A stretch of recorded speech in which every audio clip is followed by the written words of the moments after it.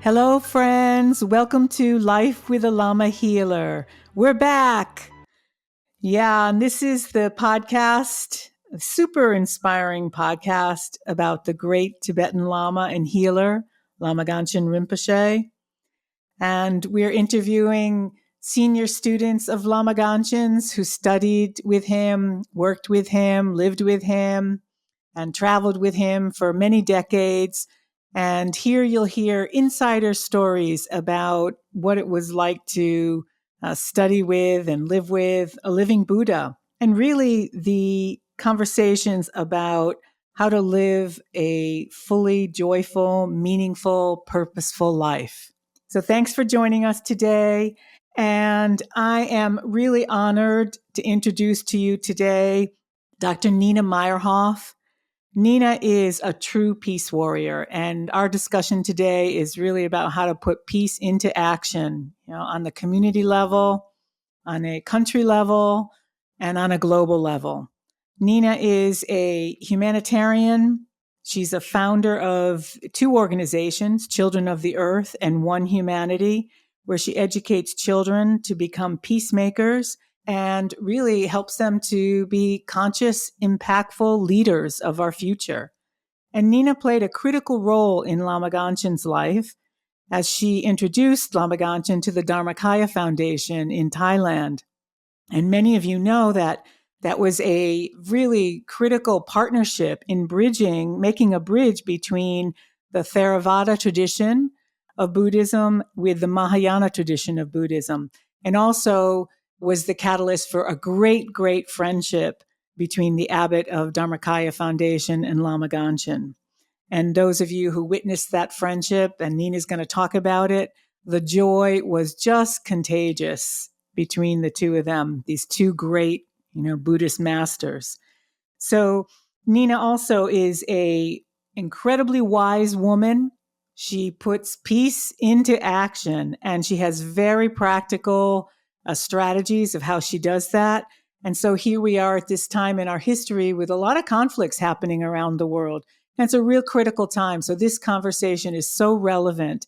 And Nina offers us some really super positive, joyful, enthusiastic, committed, compassionate conversation and strategies to put peace into our daily life, and also really to help the children of this world, to help them to be the leaders of tomorrow that's really needed.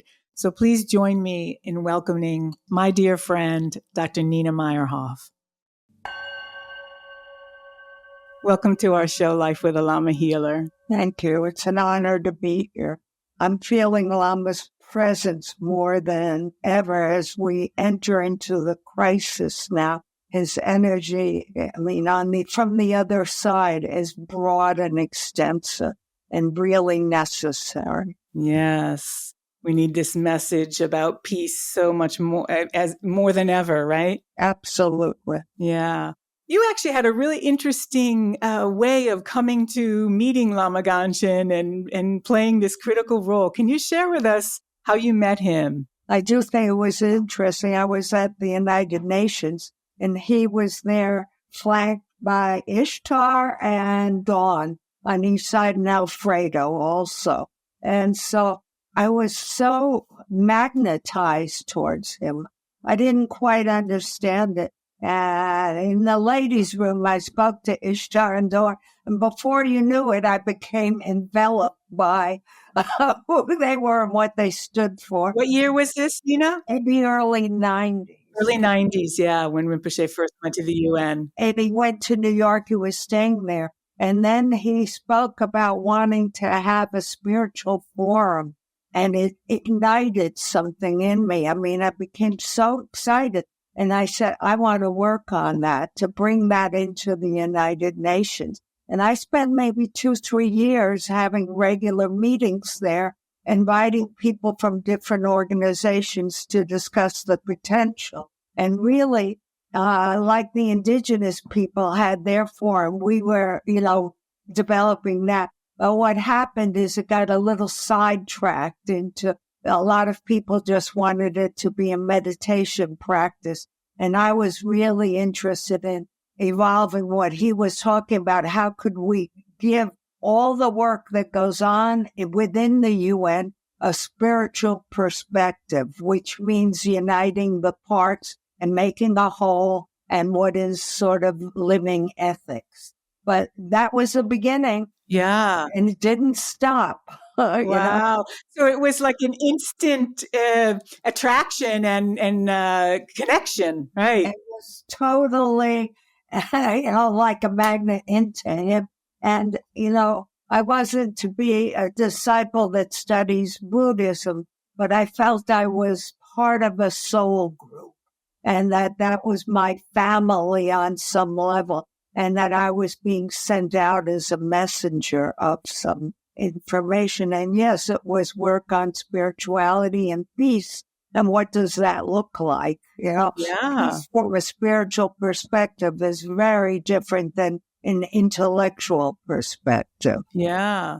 Tell us more about that, because you have a humanitarian foundation and you work for peace and have received many awards for the peace work you do. Can you tell us more about that? I have two organizations, one Children of the Earth, which was young people, which I did as future leaders, and probably one of the very, very, very few organizations that stress spirituality for youth, getting in touch with their own purpose, and how do they turn that into an action to help the world.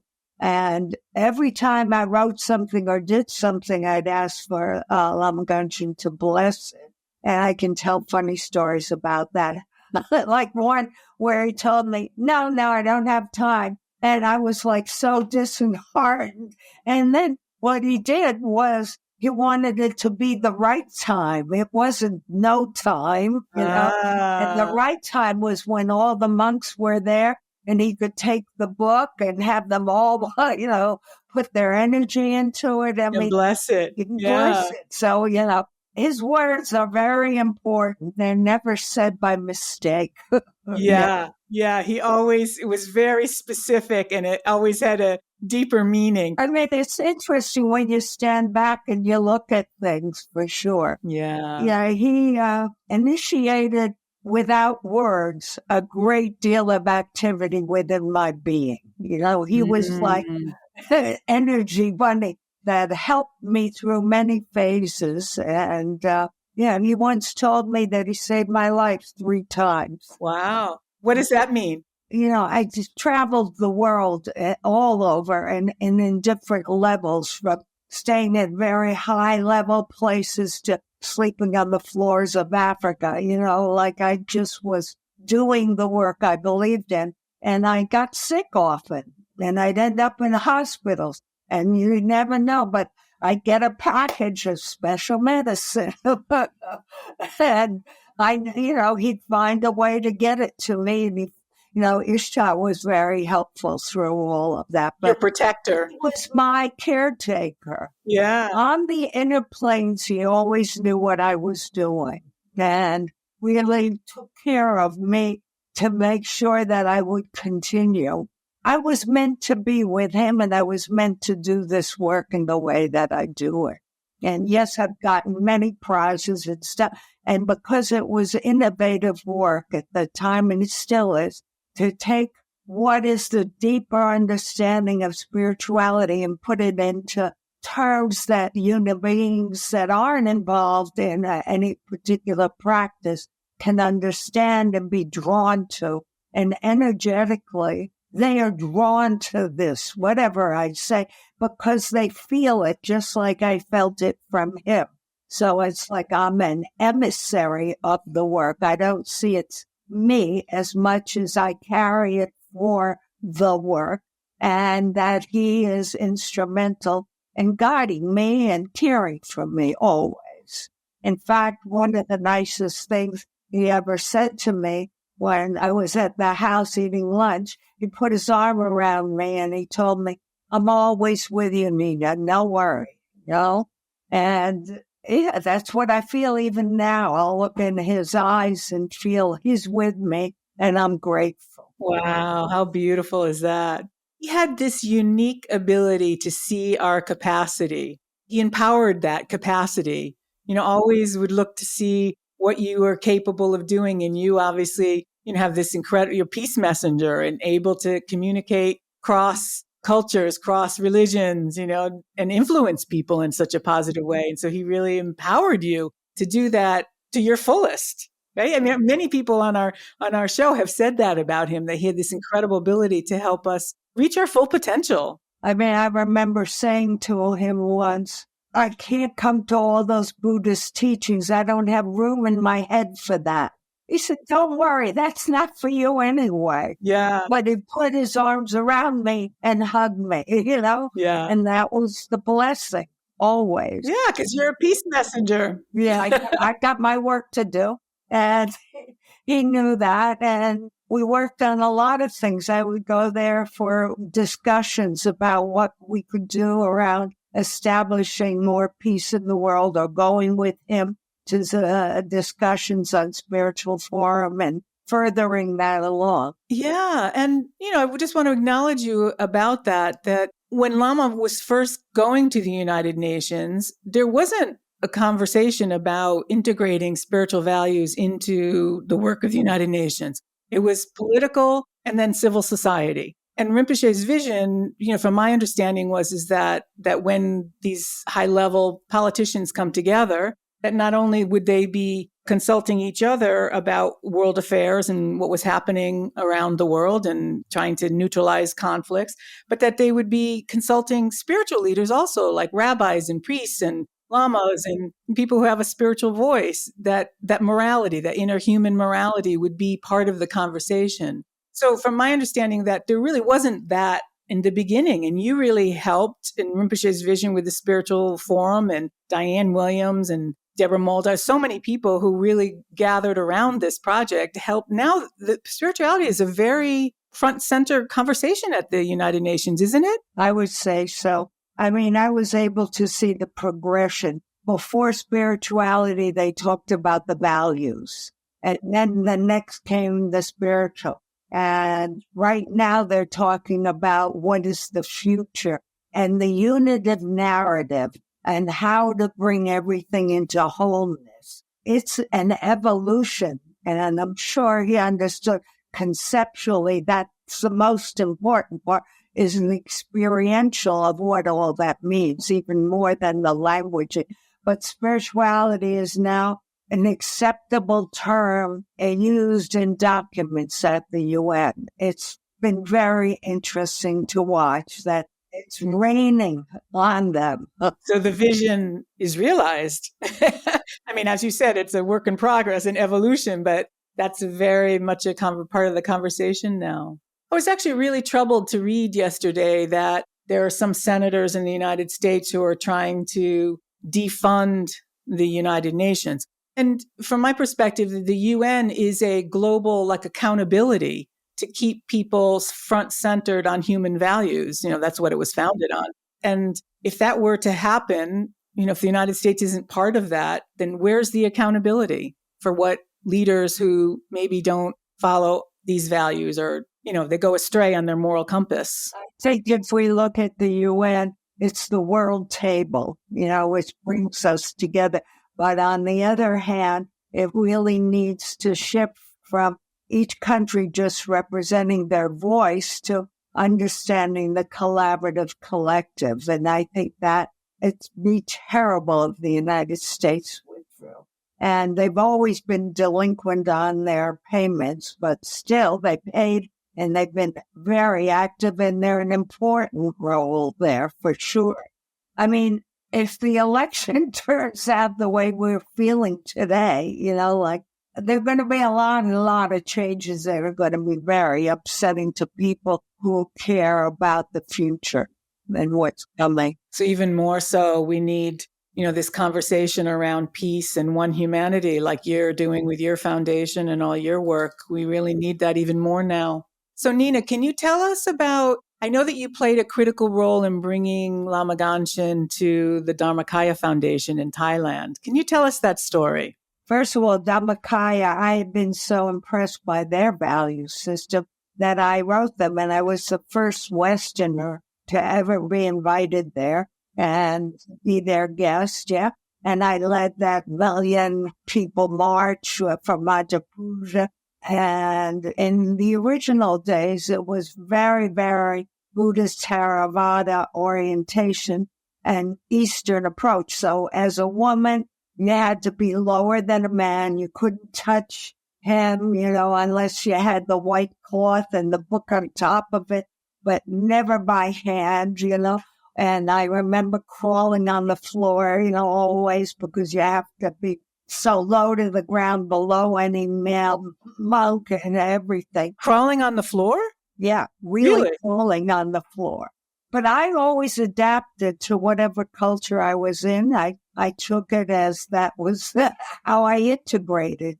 So I would do it. So anyway, I was going there a lot. And their dream was to have Theravada and Mahayana Buddhism come together somehow, the teachings, and to learn from each other and to unify. And I said once to them, oh, I know. I met this Lama once at the UN, and I think he's in Nepal now. I heard something like that. And they said, okay, you go to Nepal, but get him and bring him here. And so I said, okay. I got on a plane and I went to Nepal. I didn't know where I was going. I drove around in a taxi for a day or two to try and find the place where he is. Really? Yeah, I finally found him. And he was there. And yeah. He was there in Nepal. And there was a big audience, and they were all coming forward, disciples who were really committed to him. And so was Ishtar and Dawn and Lama Michel, who was just a young boy then. Anyway, so I said to him, Dharmakaya sent me, I explained who they were. And I've come to get you to go with me to Thailand. And he said, look, I can't go. I have this big audience here. This is my time with my people, blah, blah, blah.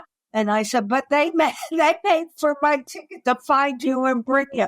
He said, but I'm sorry, can't go.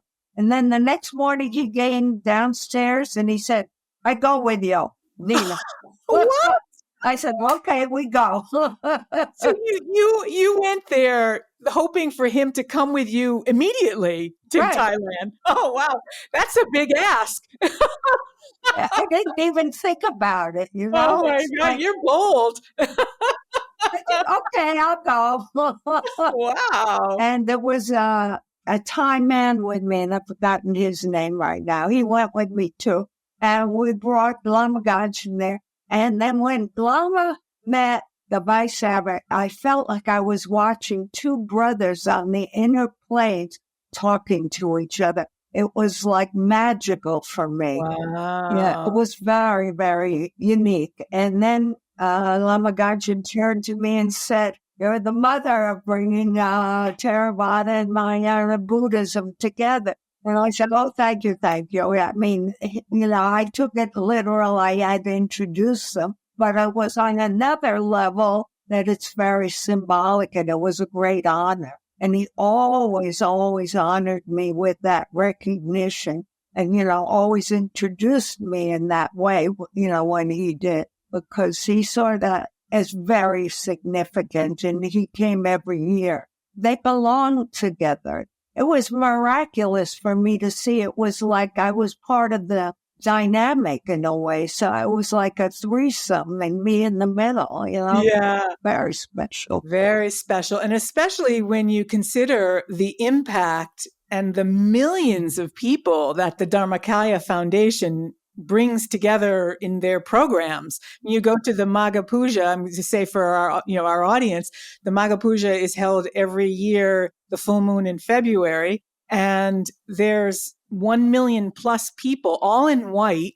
that come to this ceremony. And then the Dharmakaya is millions of people who follow their programs. So this introduction, of bringing together the Mahayana and Theravada and Lama and this peace conversations is making an impact on millions of people all over the world. Incredible. Yeah. And the joy that was between the two of them was so special, wasn't it? Spectacular. And, it wasn't about words. It was more like combustible. Feeling, like it was beautiful. And they knew it too. I felt like Rinpoche Lama Gangchen would sometimes feel he would see what Dhammakaya had produced, and he knew the hardships of producing in Italy, etc., and that he would feel like he was protective of what he's been doing because his work is very different than Dhammakaya's work. And yeah, I got to observe all that. Yeah, I think their processes were different, but the work was conveying the Dharma. I mean, it was always, Dhammakaya was good to me. They often supported my work. I traveled with them to different countries. Oh, really? Yeah. I was really part of their entourage, I would say. I brought 50 youth over. They sponsored them. We did a week-long meditation there. I brought spiritual leaders there. I was hoping they would learn about each other and respect each other and integrate more. And what I saw in the end was a lot of competitive spiritual leaders. Lama wasn't with me, but it was Native American and a Thai master and a blah, blah, blah. And it got complicated. That's the ego part that, a lot of these people he's still human. And Lama Ganchen was beyond that. He was beyond judgments. He was beyond caring whose identity was what. I knew he'd had one of the people, disciple that really had been connected to him for a long time, sort of move away. And I asked him, aren't you sad about that? And he said, oh, you Westerners make so many problems, He said, he'll be back, Let it be. Don't worry. It's okay. Right. So you were doing these interfaith dialogues for peace. Yeah. Lama was really unique in that, like you're right, he didn't have any ego. He didn't have to be the center of attention. He just wanted to bring people together. One humanity. I love this title of one of your organizations. He was interested in bringing people together around these conversations for peace. I brought a whole group of people to Abbayano, spiritual leaders too. We stayed at Joa's house, and Lama Ganchen worked with everybody, and it was meetings upon meetings. But again, it faded away. That's the way things go. But it's planting seeds. And I knew Lama Ganchen really believed in the integration of the higher perspective, Yeah. And I wanted to help accomplish that. That's wonderful, Nina. I didn't know that you brought, that group to Albignano. I don't think maybe the activity faded away, but the imprints on everyone, because Rinpoche had this incredible impact on people, that all those people that you brought, I'm sure that was a life-defining moment for them, because I've heard hundreds of stories from people that even just one meeting with Lama, impacted their work or their mind or their ability to communicate about peace or whatever their suffering is. One of the things I like best, Diane, myself, and Ishtar were at Assisi and a meeting in Assisi, and then we came back to Abbayano, and we were to report in about the meeting, and it was for, I've forgotten his name, the Monsignor there, but anyway, Lama Ganchen was friendly with him too. But the big thing that touched me and I didn't tell the story really, that Lama Ganchen at Dhammakaya saw me crawling on the floor. He saw my dress low, and he saw me trying to hold it and crawl, and he took me by the hand and he picked me up and he said, stand with me. I was on stage with all the monks, the male monks that aren't allowed to be near the woman, and Lama Ganchen, who held me there and then talked to the people. His big nature was always to respond to the person versus to follow traditions as much. The other part of the story is when, after the meeting in Assisi, we came there to report, and he just embraced me, and he used to do it at least more than he did later on, but put heart to heart. It was like his heart had to touch my heart and zap it almost with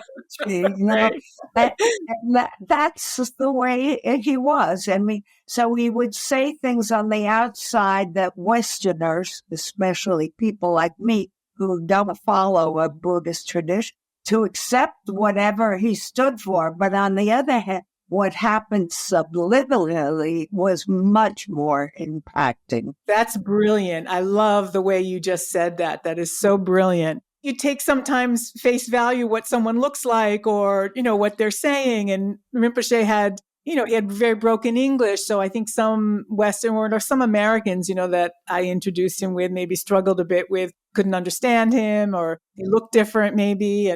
But on the deeper level, when you were able to feel his incredible energy, this love energy, this support energy, this higher possibility energy, it was life altering. And that was really the connection, much more so than what he said or words. And it's interesting for me because I've met many spiritual leaders and many have wanted me to be part of their grouping. Yeah. But somehow I come back to Lamaganchen.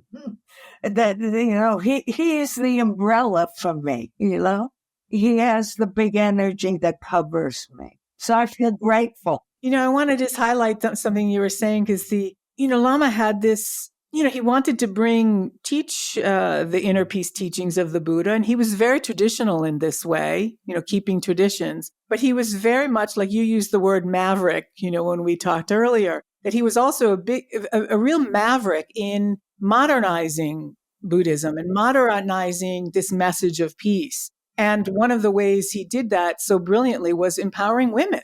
That women didn't traditionally have a seat at the table, in a lot of these traditional traditions, in Christianity also, not just Catholicism, not just in Buddhism, but that Rinpoche was such a maverick in knowing that women stand for peace. Our essence is spirituality. And he really empowered women, right? I think he also knew that the era of women was coming. Yeah. The ones that are to hold the peacemaking in the future. And that are really developing the new understanding of what's to emerge on the planet Earth if we're going to survive. He was able to see the future and know that. And he really supported the female energy. And he had an abundance of that energy. He radiated it. For me, it wasn't about the mental stuff at all. Yeah, he was like your big mama energy, big papa energy too. Big energy, right? Like he was a big man with a big energy. Yeah. Next, we have a beautiful recording of Lama Ganchen and Pete Linderman, where Lama is asking us all to put peace into our daily life in all the different aspects of our life. He's asking us. And it sounds so simple. And some people have said to me, oh, this is such a simple message. But Lama said, yes, it's simple, but you don't do it. So he's like giving us this message about the impact that this would have in the quality of our life if we put peace into all the many different aspects of our life. And so please enjoy this recording. It's so beautiful, so profound, so simple, but yet not so easy to do. Peace with everything, everything with peace. Making peace with the environment. Making peace with the environment. Making peace with Amazonia. Making peace with Amazonia. Making peace 5 elements. Making peace with the 5 elements. Making peace with the earth element. Making peace with the earth element. Making peace with the wind element. Making peace with the wind element. Making peace with the water element. Making peace with the water element. Making peace with the fire element. Making peace with the fire element. Making peace with the space element. Making peace with the space element. Mentally healthy. Mentally healthy. Physically healthy. Physically healthy. Inner peace. Inner peace. World peace. World peace. Now and forever. Now and forever. By all the human beings' attention. By all the human beings' attention.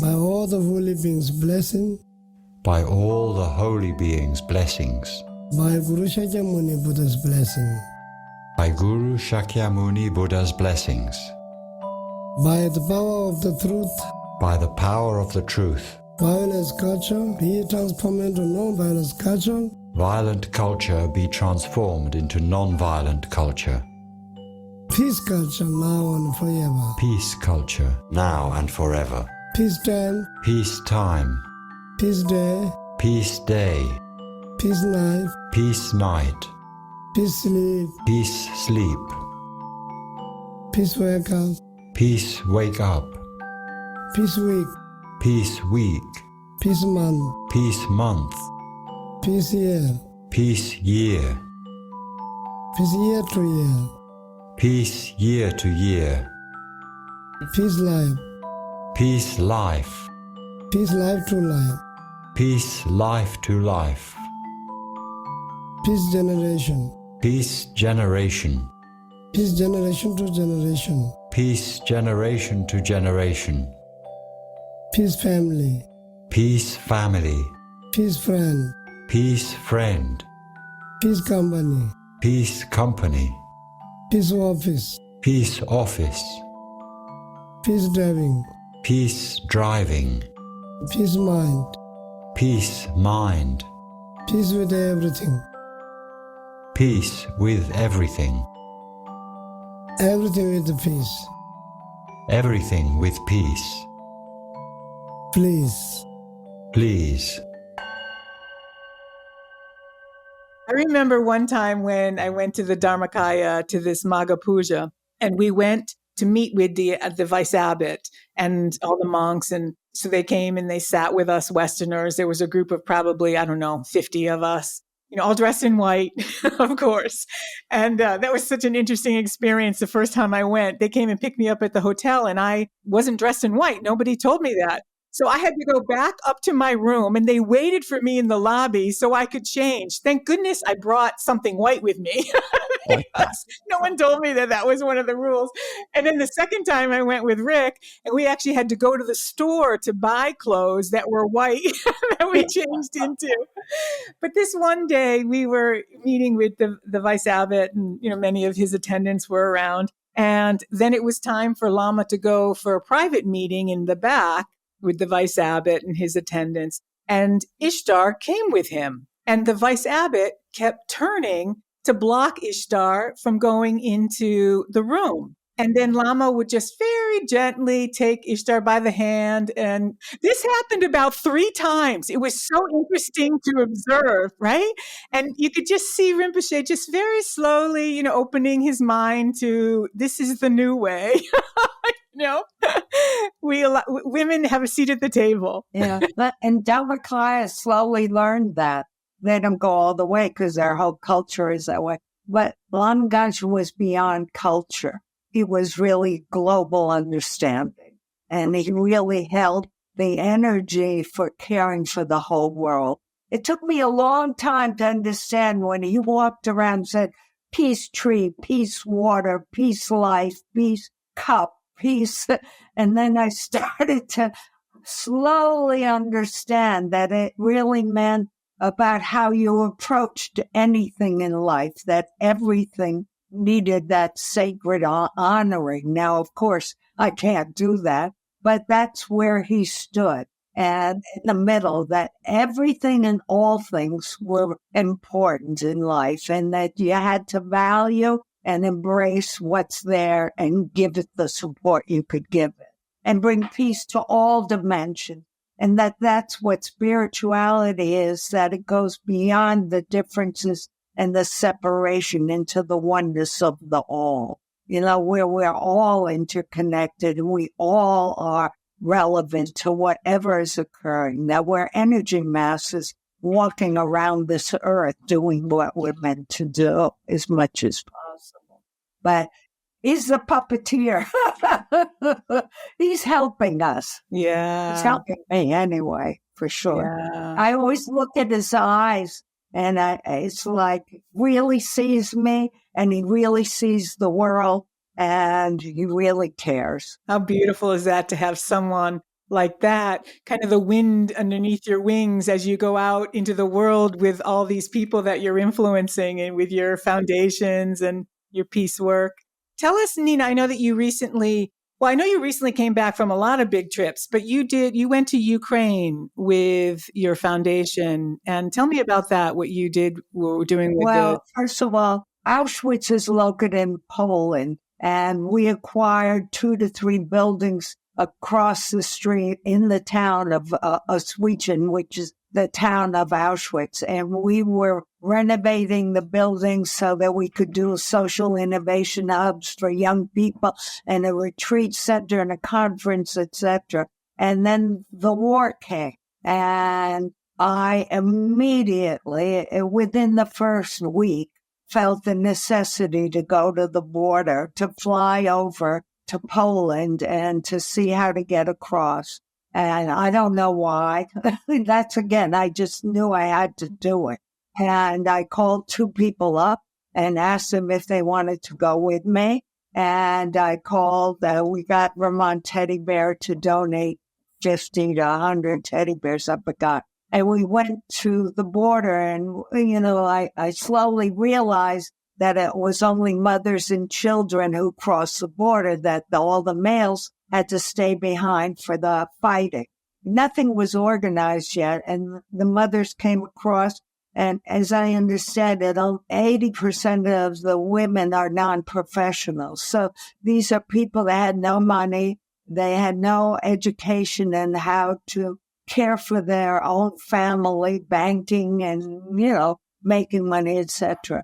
And they didn't know where they were going to sleep. They said, where are we going tonight? What am I going to do? So we raised money to refit the building and made 9 apartments for 25 to 40 people to stay there. That was, the beginning. So we were identified with the Ukrainians and took them and supported them for 1 year. And so it was a lot of work to make happen. And we had a peace lab, and we hired a Polish teacher for them and really tried to give a foot up. Yeah. We started working with teddy bear organizations and probably got over 2,000 teddy bears donated. And with Rotary, we sent them over for Christmas to 30 orphanages, to give to the children.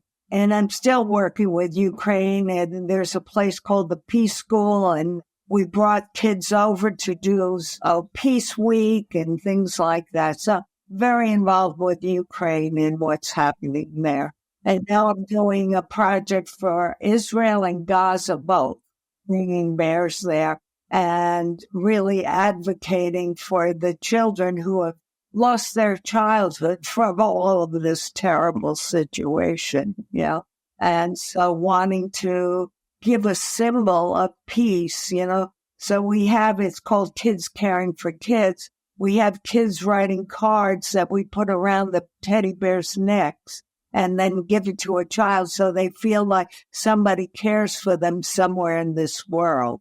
And I'm working with an organization in Jerusalem and also in Bethlehem to make this happen. It probably will go over in a few months. You're going to go there. Yeah. And are you bringing Palestinian and Israeli children together? Not at this point. It's not the right timing yet, but it will be. Yeah. And that will become a focus. How to break barriers, how to know we're human beings first and foremost. And what I learned is that not to just bring the two warring entities together, because I brought with other people 200 youth that had been in war zones and war conflicts together to the UN for the Human Rights Conference. What I learned is you need to have multiple orientations so that kids see that it isn't one versus another, but all of us are human beings first, and secondary that we're our culture, and third of all that we're, one global society. And one of the ways that you do that is to show, kind of engage children in this conversation of the United Nations. Is that right? Well, it's a piece of it, yes. Piece of it, yeah. Most important is that they learn who they are, that they have hearts and that they have blood, and that they're all human beings, and no longer to imitate what's come before them, but to begin to design processes that reflect new thinking, because we're evolving and consciousness is becoming more and more available to all of our people. I mean, myself included. The veil is getting thinner and thinner between the higher and the mundane, the physical. So that's the work. I was listening recently to a video with Thich Nhat Hanh, the great spiritual leader, and he was talking about bringing together, that he would have these retreats where he'd bring together the Israelis and Palestinians. This is actually before, this is when he was alive. And they would have these dialogues. And at the beginning, they would just listen to each other. One would talk, and their ground rules was you just listen.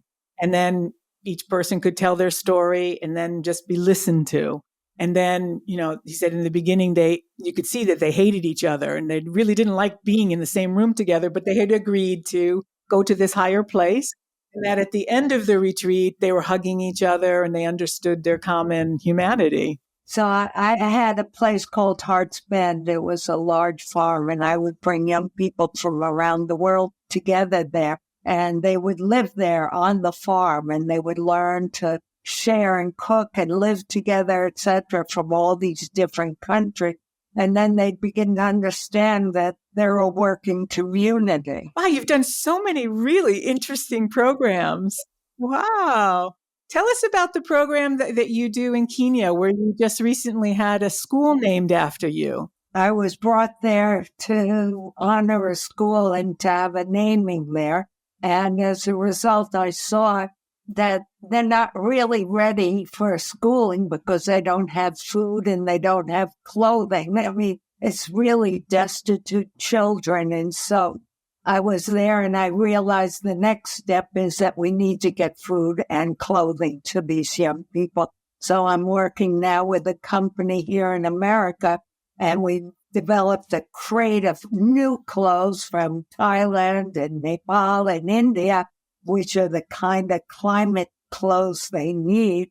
We're trying to raise money for shipping the clothes over. I guess what I'm saying is when I get involved, I dive in and deep and really want to be a part of it. So there was a great honoring for me, and I'm also giving back at the same time. Yeah, really providing them with what they need the most. That's right. That's a really interesting point, because I've heard different spiritual teachers or traditions talk about that we have to first take care of what the basic needs are, and then we can actually have these conversations about one humanity. If people can't even, they're hungry or they don't have any clothes to wear, you really can't engage in that conversation, right? I mean, that's what stood out to me. I don't know all the time, but in that incident, but you never know, at least for me, when you work with young people, you never know where that one young person comes that is inspired fully, and that you're sitting at the feet of a master. I brought to the Dalai Lama a group of 50 kids. We would have a 10-minute session. We ended up an hour and a half or 2 hours sitting with him.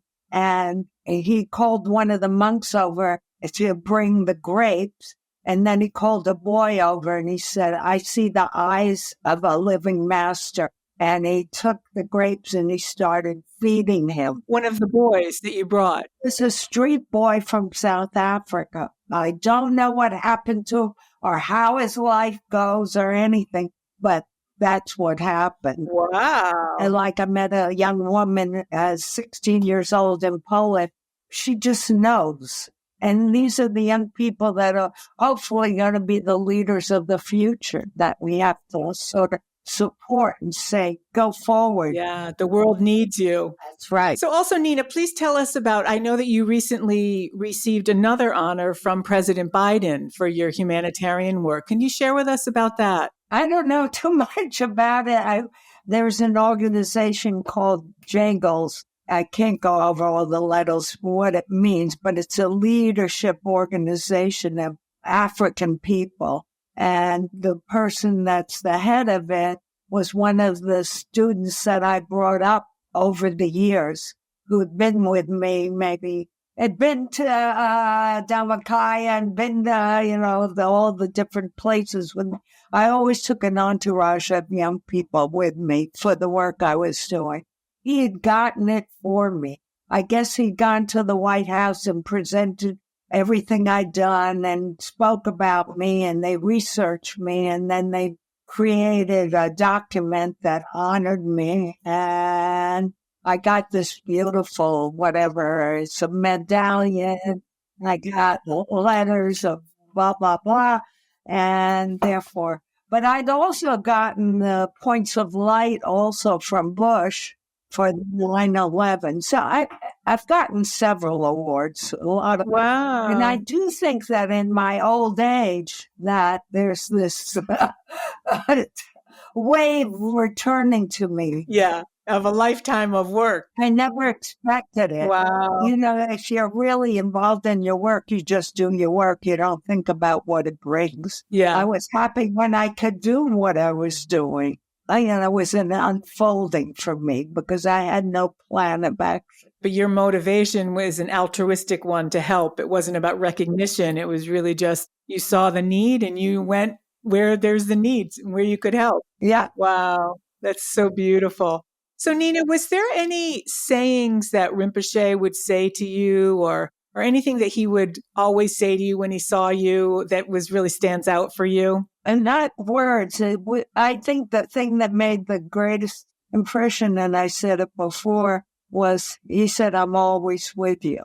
See, because I was a person that was in the world. I would see the people that surrounded him. I really wasn't a part of that. And yet I wanted to be, and yet I wasn't. And so it was a mixed relationship for me. I even bought a house there, but it never even got to the house because I was so busy doing my work. I was attempting to be part of it, but I wasn't a part of it. And so it was touching on a chord inside of me that I was insecure. If I'm not there, I'm not part of it. And he was saying, I'm always with you, Nina.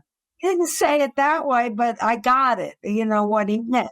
I take that as a big honor and a privilege and grateful, and I do believe he's always with me and he knows what I'm doing and, he impacts me when I open up to it. You still feel that? Yeah. I was looking at his photo today in preparation for this, and then he starts talking to me. That's the way it is. Yeah. I translate it into words. Yeah. Mind to mind, right? I always see his feet. What about those? I don't know. I think I probably was in India with him in former lives where it's a tradition to kiss the feet of the master. I know this is so completely foreign to Americans. And when I first had this feeling, I was like, my mind was like a little bit of a scrambled eggs because it's so foreign to my culture. But I just, when I first met him, had this feeling to kiss his feet. And when he left his body, I just started to see his feet walking in my house, or I'd feel, beautiful. I'd feel his presence by seeing his feet. I'll tell you this story because this is really a really interesting story. I'll say it really quickly. So one day when I was doing the preparations for the Lama Gangchen International Foundation, Lama Gangchen World Peace Foundation, I was doing some work with the United Nations, and I had some questions. And he was in, I don't know, Tibet or Mongolia, and he wasn't reachable. Many times I'd, call him if I had questions about things. But at this particular period of time, he wasn't available to speak with him. So I said, okay, well, Rinpoche, I need your help and guidance on what to do in this situation. And all of a sudden, my printer started printing a picture that I had taken in Tibet, a few years prior. I have no idea how this picture got into my printer. It started printing this picture of Rinpoche's feet. Oh, my. And what spits out my printer is a picture of his feet right in front of Gangchen Monastery.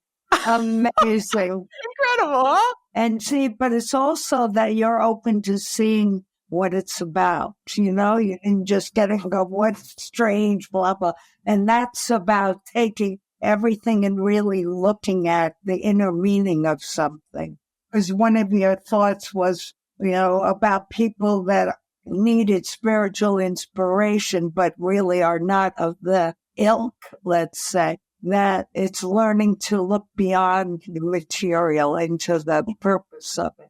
So he reached out to you and shared with you. That's beautiful. Always. Yeah. So Nina, I know you've been working with so many children and young people and how to help them to open to this divine energy. You were just talking about you have to be open. So how do you help young people to be more open to, this one humanity, this First of all, universal... I've written several books on it. So, and develop processes that make that occur, I would say. Give me an example of like what? Learning how to inner reflect. You call it meditation, affirmations, and mindfulness, lots of different processes that help one really discover who am I? What is my purpose here?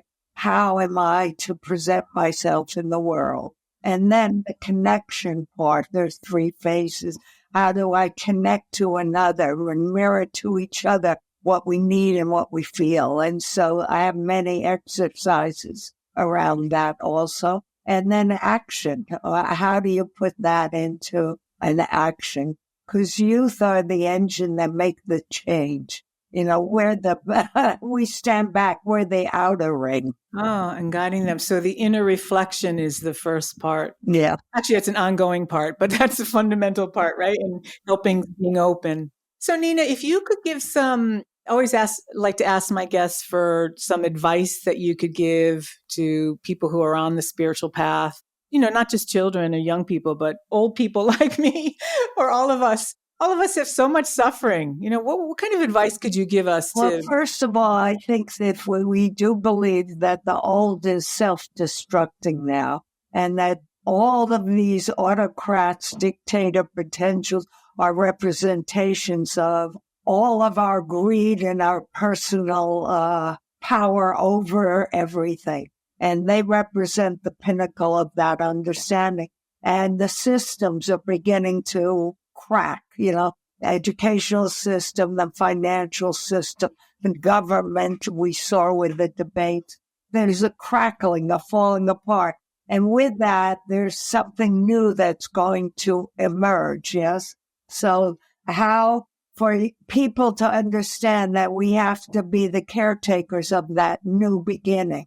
And the best way to be a good caretaker is to do a release of your own issues. Yeah, that's the most important part is trauma cleansing, to eliminate that emotional levels of what you've experienced in this lifetime or in your lineage historically from your ancestors like mine were Holocaust survivors.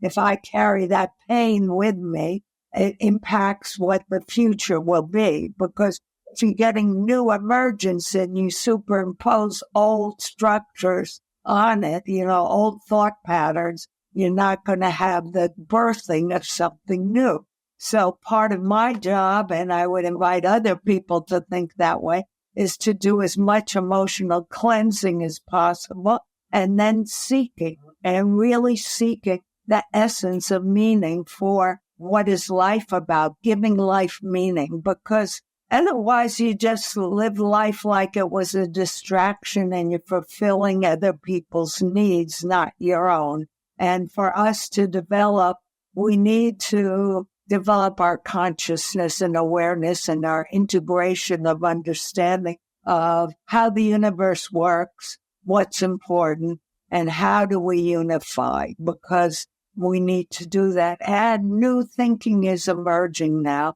and we have to touch it gingerly so that the pieces can really create a mapping of what our future is. And what would be the first step one could take in discovering and being more self-aware and be able to be more aware? Many people that have started with psychological, therapeutic kinds of meetings, going to therapy or reading books is usually a beginning. And then there's an opening.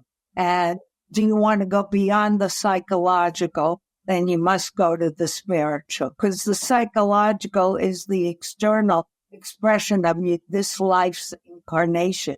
It's not who you are. It's what's impacted who you are in this lifetime to give you the opportunities for lessons of what you can possibly learn. But on the other hand, who you are is that strong essence within you. You need to touch into that. And there's a process, that anybody can do once you start questioning. You have to give yourself over to the process. And it takes a lifetime of work, as you know, and it never ends. And it's okay, because that's why we're here on planet Earth, is to get beyond this stuff. Yeah. And Rinpoche represented it. And I know everybody's waiting for him to come back, but I say wait till we get this cleaned up, okay? Come back to a better place, right? Yeah. Well, that will be an interesting experience for us. I feel that coming very soon. And that'll be interesting for all of us, right?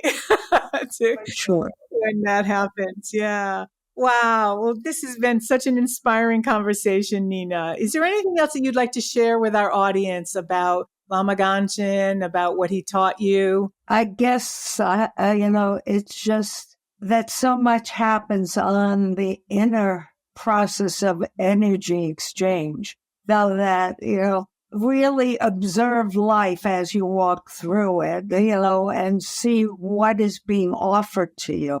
Like meeting Lama Ganchen was offered to me and I jumped on it. I could feel it in my beingness. So follow those intuitive understandings and give yourself, because there's a calling now on this planet for really uniting in this understanding. And Lama Ganchen is obviously a master of this new thinking. I love it. So, Nina, I know that you are, have so many interfaith disciplines and practices. Is there we'd like to close, I always close with some kind of dedication that this conversation be a benefit, to everyone around the world. So is there some kind of prayer or mantra that you would like to say that we could make a dedication? I know what to be dedicated to, which is to further the deeper understanding that we are so critical to go into action now and make a difference, that we can no longer sit around and just speak about it. It's time to really move the energy into the new understanding. Beautiful. So and so it is. Let's move it into action. I love it. Well, thank you so much, Nina. This is a really inspiring conversation. And, I'm really, really thrilled and inspired that you're actually being recognized in such a beautiful way for your work, because you've touched so many people, millions of people around the world. It's really an honor to have this conversation with you. Thank you. And it feels like I'm grateful to reveal myself a little bit, to tell the story of, to give a place for that. And I want to say, because I know a lot of people that knew Rinpoche Lama, and they poo-pooed it in a way sometimes. They didn't understand the remarkable experience of being with him, because their minds were shut off, And they must, one must realize, that he was really here to help humanity in every level possible. Yeah, a true Buddha, living Buddha. Yeah, absolutely. Yeah. So blessed. Thank you. And thank you for this conversation. Wow, that joy is contagious. How Nina talks about her relationship with Lama Ganchen, and she really captures it so beautifully about what an incredible, joyful person he was, and just really transforms so many people around the world lives. And I love the way Nina shared about her relationship and how he helped her to be a true peace warrior. Now is a critical time to share this episode. We're at a crisis in leadership around the world, and we're faced with men who have lost their way, who have lost their moral compass, and a real crisis in leadership. So please share this episode, because this is really, really inspiring about some really practical solutions that all of us can apply to our life to really be part of the solution at this really crossroads that we're at for our humanity. Please let me remind you to subscribe to our show in whatever platform you listen to. And if you'd like more information about Dr. Nina Meyerhof, you could go to One Humanity is one of her organizations, and then Children of the Earth. We'll put the link to that in our show notes. And if you'd like to send me a question or if you have a comment, please go to lamahealer.com. And if you'd like to find out more information about Lama Ganchen and our retreat centers around the world, our programs, music, videos, go to nalso.org. So thanks for joining us. And in the meantime, when we meet again, please be well, be peaceful, be happy. Lama Khen. Today we celebrate 1 year more of life together again. We recall here all the nice things that you have brought us. You came from far away, roof of the world, the land of snow. You brought a precious stone, Lama Ganchen, a secret gem. Peace is inner peace that makes world peace and that us happy. Joy is inner joy that makes world joy now and forever. So the beauty of life is to understand what lies within you, and space is full of bliss if you perceive the dying